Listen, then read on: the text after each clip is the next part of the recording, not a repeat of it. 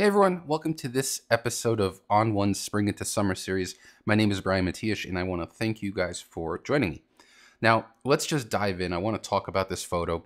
I took it several summers ago and it was at one of my favorite locations in the Oregon area, and that is Little Zigzag Falls, which is near the town of Rhododendron. It's like a 15-minute drive or so from Mount Hood and Government Camp. And the reason why I love it is because I love the way this boulder here is covered in green moss. It's positioned right in the center of the stream, and then you've got this kind of cascading pattern of fallen tree trunks. That's what called me out. But the problem is that it's a bit too busy. There's a lot of stuff going on, especially as you go to the background here. Also, if you look at the photo, you can see that we've got some hardware vignette here, and it's a bit hot on the bottom right.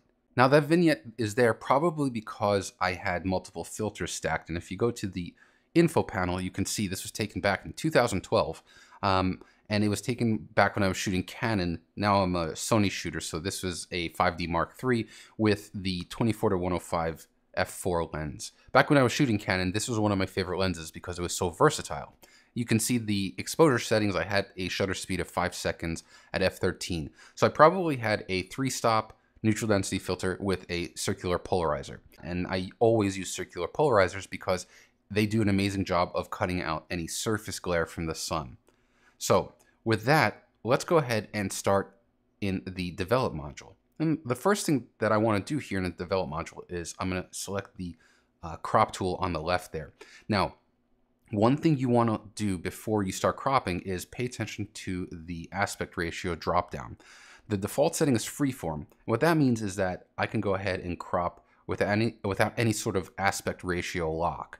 Now that, to me, that doesn't work. I like to maintain the original aspect ratio whenever I crop, unless I'm going for like a panoramic look or a 4:3 type of style.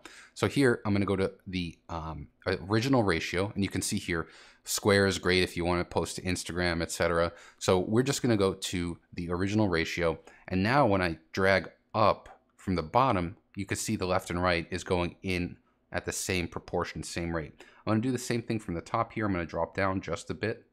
And then with that done, I'm going to click apply. So now we've cropped out. You can see we don't have that hardware vignette anymore, and we've reduced some of that area with the hotspots. Now what I want to do is get a custom white balance. I shot this as raw and I exported it as a DNG. That's what we're working on right now. So I'm going to select over here for color. I'm going to select the dropper, and then I'm going to drop somewhere here in a neutral gray area. And you can see that subtle shift, but now we have a more true white balance. And so now I'm just going to make a few quick adjustments here. I'm going to drop the exposure just a bit, increase the contrast, drop the white point just a bit, and let's drop the shadows just a bit there. Cool. All right, so that's all I really want to do here. In terms of, actually, I'm going to add a little bit of vibrance. All right, but that's all I want to do here. Let's do a preview of the before and after. So that's the original.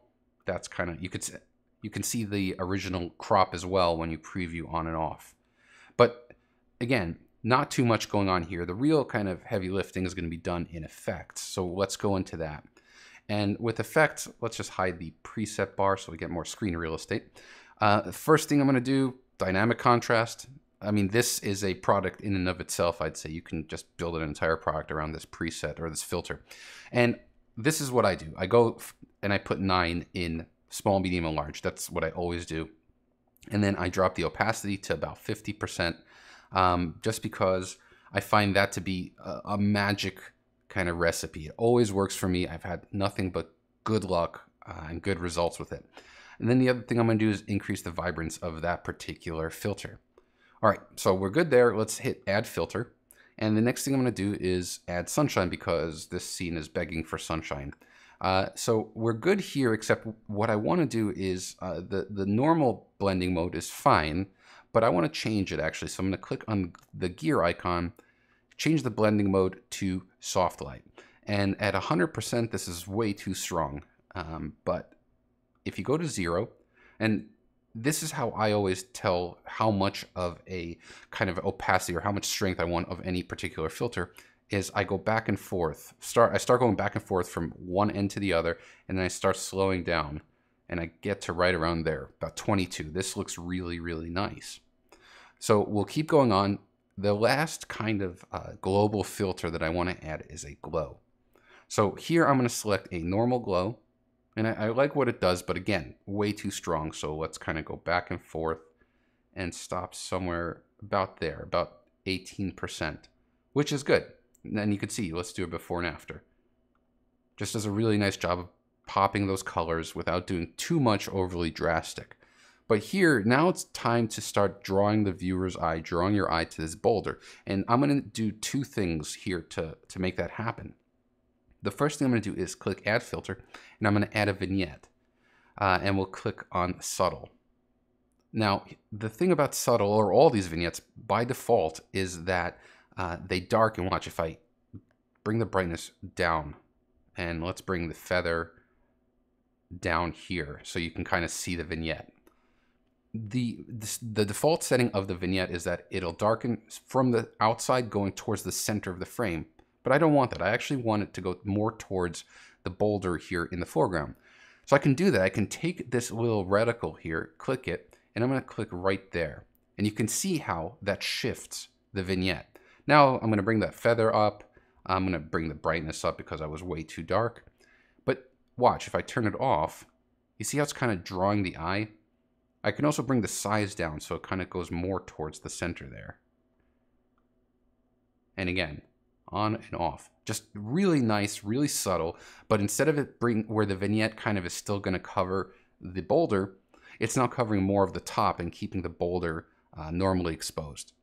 And the next thing that I'm going to do, or the last thing, is I'm going to add one final filter, and we're going to go to Lens Blur. Now with Lens Blur, it by default blurs the whole frame, but I'm going to select Tilt Shift. And if you look at the mask, you can see that it applies a default mask right through the center of the frame. But I want to adjust that, so I'm going to go to the left here and click on the mask button. Now here's the masking bug.